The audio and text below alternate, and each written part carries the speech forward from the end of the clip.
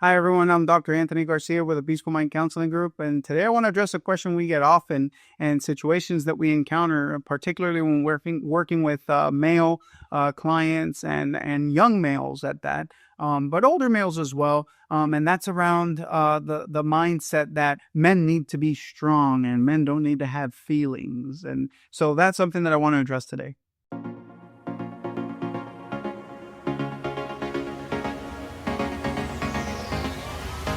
I believe that everyone deserves quality counseling, and we make sure this happens by only accepting to work with clients that we are completely confident we can help.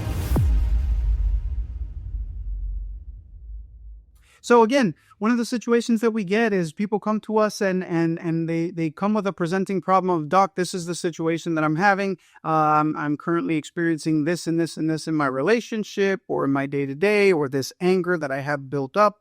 This is particularly for males. I'm not saying it doesn't happen for females, but I primarily specialize in working with males, and so I get this a lot, which is we start peeling back the layers of the onion, right?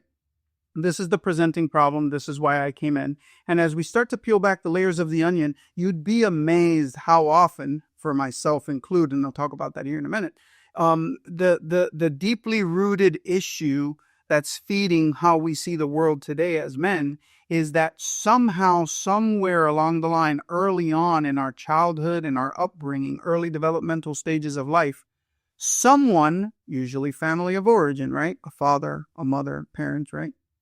Have indoctrinated us to believe, males, particularly males, so we're only talking about males today, not females, have indoctrinated us to believe that somehow us having feelings is only for little girls, or don't do that, or be a man, as if somehow having feelings is for the women or the abnormal man. And that's something that I unfortunately, you'd be amazed how often I have to help clients undo that mindset because it's been so deeply rooted and embedded in their psyche that undoing that is one of the very reasons why they have such a upsetting relationship at home or poor quality of life. They're just not satisfied with themselves.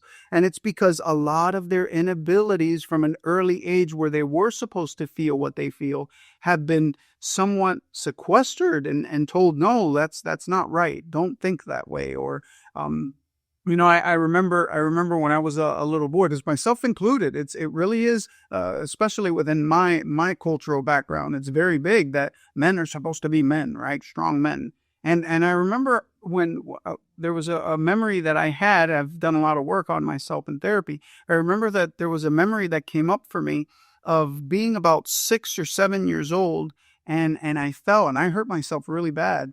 And I remember that my father said, don't cry, brush that off. You're a guy, you're a boy. Boys don't cry.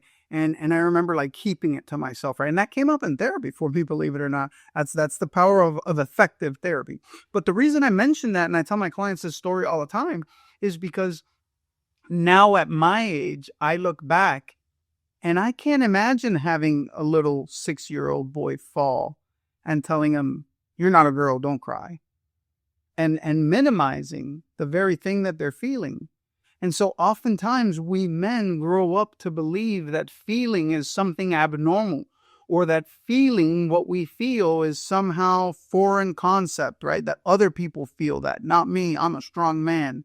And I firmly believe that it is such a beautiful thing for us as men to be so in touch with our emotions and what we're feeling with the right people.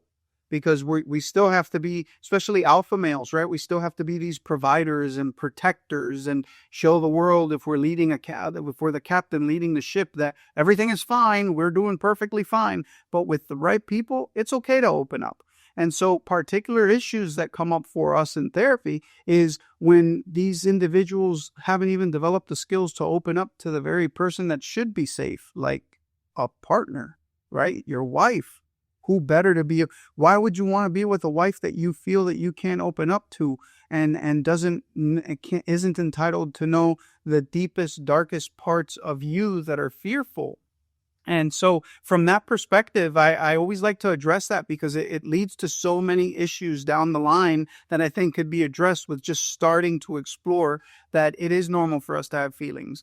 feelings weren't developed just for women, right? We're born with them. That's a normal tendency for us to feel through things that we have. We weren't a toddler or a newborn not crying when we were hungry, because don't feel hungry, right? But yet somehow we become our own worst enemy because of our own product of our environment that's made us believe that feeling is not okay.